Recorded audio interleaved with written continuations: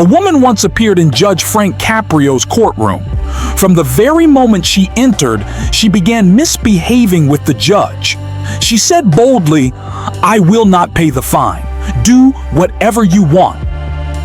Judge Caprio, known for his compassion, calmly offered her a payment plan so the fine would be easier to manage. But the woman rudely repeated, "Do whatever you want, I won't pay." Here's what I'm going to do. I'll put you on a payment plan. That way you won't have to worry about paying it all at once, and it'll be much easier for you to manage. I will not pay the fine. Do whatever you want. That day was different. For the first time, the world's kindest judge, Frank Caprio, lost his patience. The courtroom footage was never released, but Caprio later wrote about this moment in his book. What happened that day would change his life and his approach to justice forever. Who could have imagined that a little boy, once polishing shoes on the street, would grow up to become the most beloved judge in the world? Frank Caprio served as the chief judge of the Municipal Court of Providence for an incredible 38 years, from 1985 to 2023.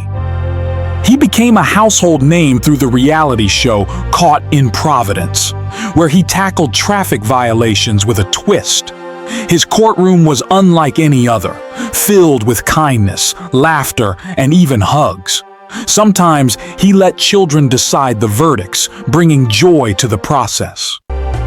One of the most touching moments was with a 96-year-old man caught speeding in a school zone.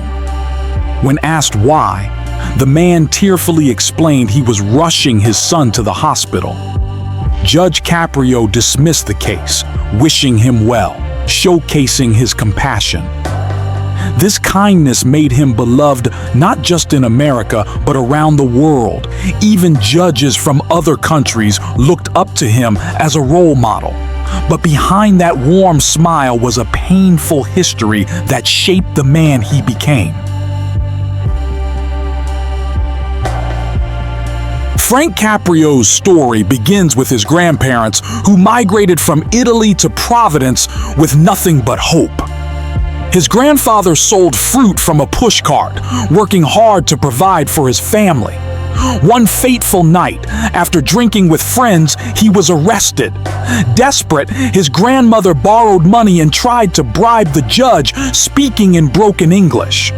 Their young son, Frank's father, translated for them, bridging the gap between worlds. The judge, moved by their plight, refused the bribe but released his grandfather, saying, "Take your parents home."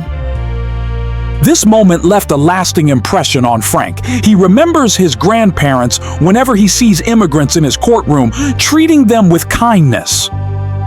Life wasn't easy for the Caprio family. We lived in a cramped one-room flat with 12 people, no hot water, and barely enough food. My father worked odd jobs, delivering milk while I hustled too, delivering newspapers, waiting tables, even shining shoes on the roadside. In winter, our only blanket was used to cover milk bottles so they wouldn't freeze. My brother and I shared that same milk-soaked blanket, terrified of the rats licking the cream off. But through it all, my father always believed in me. One day, he placed his hand on my shoulder and said, "You will become a lawyer. But remember, never charge poor people." Frank worked tirelessly to achieve his father's dream. After high school, he enrolled in Providence College, the second in his family of 45 cousins to reach college. Later, he applied to Boston University Law School, his dream institution. But tuition was expensive, and his parents couldn't afford it. So, Frank chose a harder path. He taught during the day, worked nights, and studied law part-time. One painful incident stuck with him forever. After a classmate gave him a ride home, they saw Frank's run-down clapboard apartment. The classmate said, "If you want to be a successful lawyer, you can't live here." Frank quietly thanked him, but the words cut deep. He never forgot them. Frank once dreamed of being Attorney General, but false accusations derailed his campaign. He returned to law, but fate had other plans. One day, while enjoying lunch, the mayor called. A judge's seat had opened up and he thought Frank would be perfect for it. Overjoyed, Frank's father, always his biggest supporter, proudly attended his first day in court.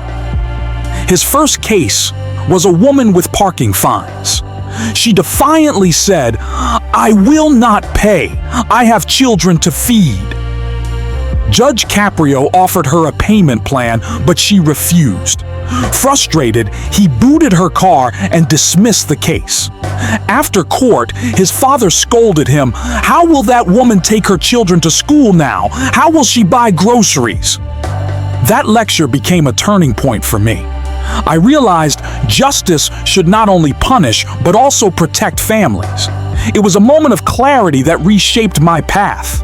Later, I reflected, that scolding taught me more than 5 years of law school.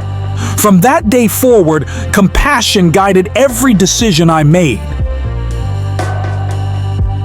To help struggling families, I created the Philomena Fund, named after my mother. This fund assists those who can't afford to pay their fines. Soon, my courtroom became famous, thanks to my brother's passion for filming. We launched Caught in Providence on local cable TV, and it took off on social media.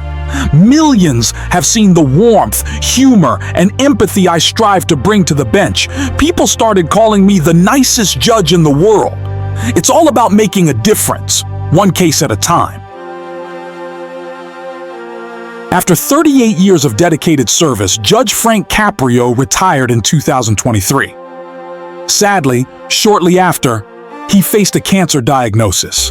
Determined to share his wisdom, he began writing his book, Compassion in the Court, published in 2025. On August 20th, 2025, a heartfelt video surfaced, showing him in a hospital bed asking for prayers from his fans. Just one day later, on August 21st, 2025, we lost Judge Frank Caprio. He left behind not just a courtroom, but a legacy of kindness, patience, and humanity. His life teaches us that justice is not about anger, but about compassion. This was the story of Judge Frank Caprio, the man who turned struggles into strength and his courtroom into a beacon of hope. If you found this story inspiring, please like, share, and subscribe. Thank you for your support. See you in the next amazing story.